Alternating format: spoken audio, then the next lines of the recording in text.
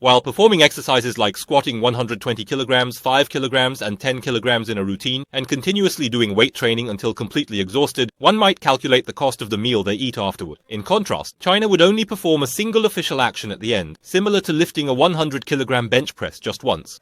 The exact costs were calculated. Here's what you need to know. Gemini 2.0 flash thinking performs much better, and it's cheaper, so seize the opportunity in LA. One of the most surprising aspects of DeepSeek is that it managed to deliver such high performance at a fraction of the cost compared to many major tech companies in the United States. Additionally, it has been made open source, enabling a wide range of users to adopt and fine-tune the model for their specific needs. However, amidst all this, what has also been overlooked is one model that hasn't been getting much attention is Google's Gemini 2.0 flash thinking. Interestingly, this model is even more affordable than DeepSeek. There's been some back and forth about the actual expenses associated with DeepSeek. There have been some claims of misinformation, but if we refer to the specifics outlined in the DeepSeek paper, it becomes evident that the actual expenses are considerably higher. To ensure accuracy, let's take this opportunity to closely estimate the true costs involved. Before we delve into that, let's first highlight an interesting point from Google DeepMind. They released something called 2.0 Flash Thinking Experimental. I'm rowing my boat while the tide is high, so I won't go into details, but the hot topic right now is the flash aspect, meaning it responds quickly. Naturally, its performance has improved. However, the key point here is that the API cost is incredibly low. This is something you need to pay attention to. If you go into the analysis, you'll find breakdowns of quality and speed for each AI model and API provider. Pay attention to the price section. Looking at the cost per million, $5 is the most expensive. Next is Claude, and DeepSeek R1 is listed at $2, but there are many models cheaper than this, right? In addition to GPT-4 O1 Mini, the O1 model itself is known for its impressive speed. The O1 Mini operates at a significantly higher speed. On the other hand, the DeepSeek R1 lags behind, processing fewer tokens per second. Essentially, the O1 model undergoes numerous deliberate iterations, akin to repeatedly revisiting and refining the process. It has to slow down. DeepSeek R1 isn't necessarily one of those models. There's talk about it making inferences based on a chain of thought framework. We'll delve into that later. The key aspect here is the price comparison. We have a well-documented comparison of in-price versus out-price. For DeepSeek R1, the in-price is 2. The out-price is listed as 2.5. However, the significantly improved Gemini 2.0 Flash Thinking model is far superior. Even the Gemini 1.5 Flash was already quite impressive. DeepSeek R1 has to be developed from the model that DeepSeek V3 announced last month.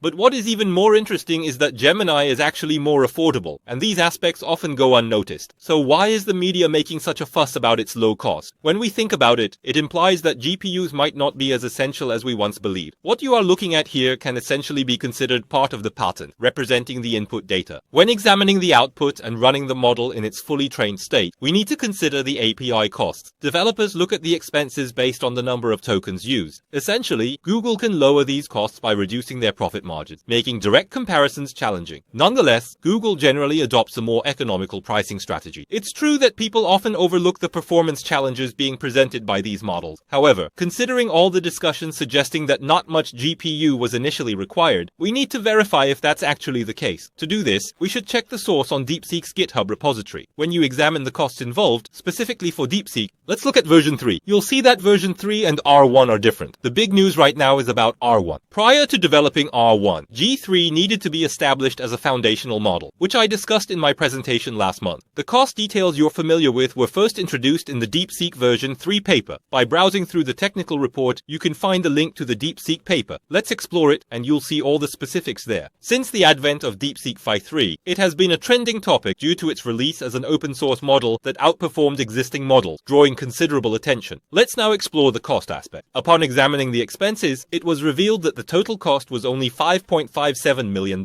calculated based on the H800. Recently, there has been a lot of news about this. If you look here, the H800 used for pre-training, the H800 is a modified version of NVIDIA's H100, which can't be directly sold to China, so they deliberately downgraded its performance. They ran it for about 2.66 million hours, and then used it for context extension. So, how exactly did they calculate this substantial expenditure? Assuming the cost of renting an H800 is approximately $2 per hour, they made a rough estimate of the overall expenses. They mentioned that this cost is now reduced to a tenth or even a 20th of what it used to be. However, it is clearly stated in the paper that although these costs were incurred, you should be aware that the mentioned costs are only for the purpose of... What exactly do they mean by only this? They are clarifying that they have officially trained the DeepSeek V3 model, and they have only included the costs associated with this specific training process.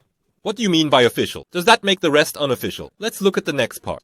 Before diving into prior research, they engaged in a multitude of attempts, which included various methods of trial and error, and a range of experiments aimed at generating data. These preliminary efforts, often referred to colloquially as digging around, were set aside, and finally, they decided on the official value after successfully running the process just once. When we look at the costs from this perspective, the differences are quite significant. For instance, China spent only $5.57 million, but major tech companies are purchasing around 100,000 GPUs and investing 10 to 100 times more money to build data centers like Stargate. Therefore, making such comparisons is not reasonable.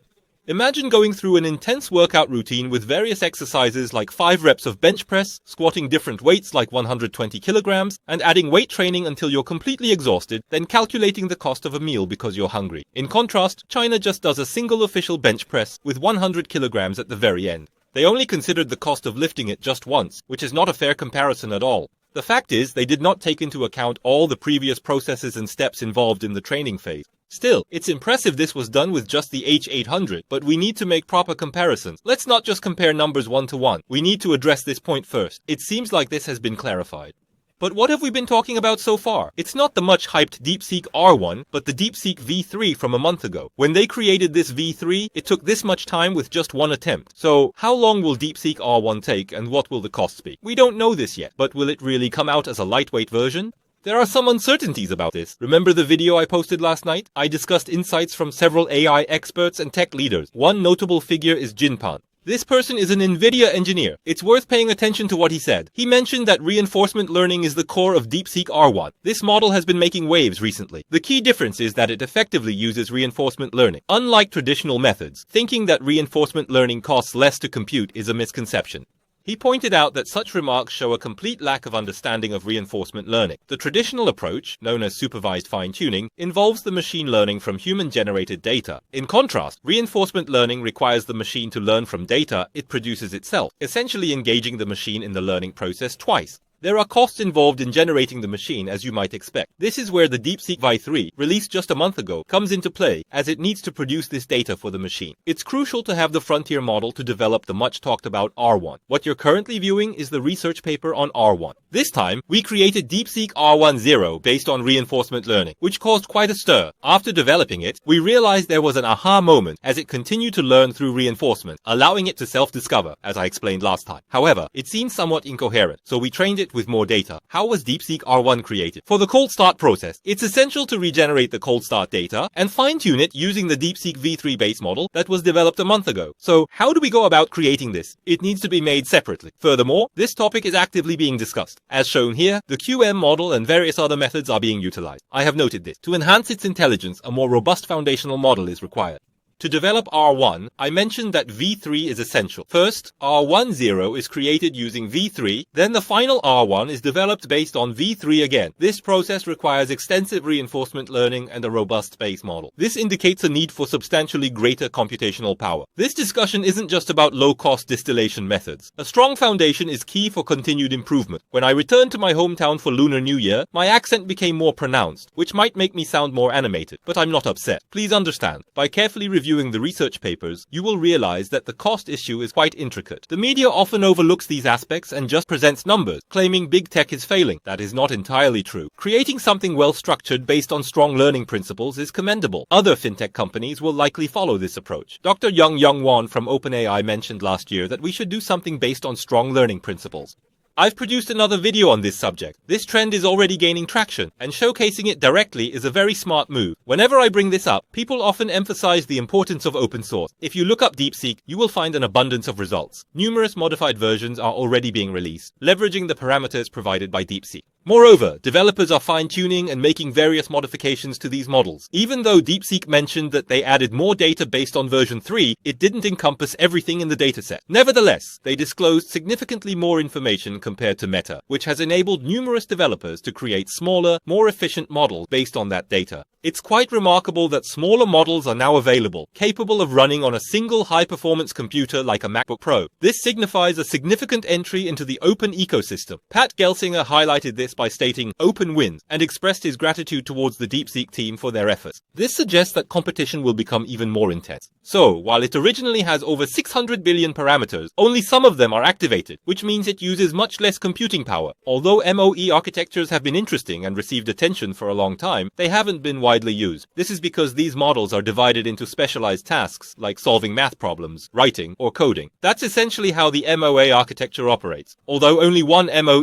is activated at a time, the system still requires all 600 billion parameters. To make a selection, you must first comprehend the input and direct it appropriately. This means the GPU hardware needs to manage the entire 600 billion parameters. Is it feasible to handle all these parameters with just one metric? Since that isn't feasible, AI data centers are being constructed. They interconnect metrics using NVLinks, Ethernet, and ROC, among other technologies. This integration ensures efficient operation within the MO architecture. Despite DeepSeek R1 being expertly crafted within the MOA framework, it remains an enormous model with 600 billion parameters. To incorporate all the data, a significant number of metrics are required. Although the information is somewhat limited, we analyzed it based on what's available. I think the crucial point here is this. I posted a video last night, and the illustration in that video clearly shows that the current DeepSeek model is indeed outstanding and aligns with the ongoing trend. From 2023 to 2024, costs have dropped. They used to be very high. When GPT-4 first came out, it was very expensive. But over time, more affordable models have been released, and prices have been decreasing. We've seen significant advancements, with performance improving steadily. Now, another affordable model has been introduced. However, what's noteworthy here is that Gemini 2.0 Flash Thinking offers even higher performance at a lower cost. Given the current trend of these models emerging, I don't believe it's accurate to say that DeepSeek R1 is being overshadowed. This perspective is shared by many AI engineers. With these new developments, we can certainly anticipate further advancements, especially since these models are being released as open source. We'll continue to track these updates and keep you informed.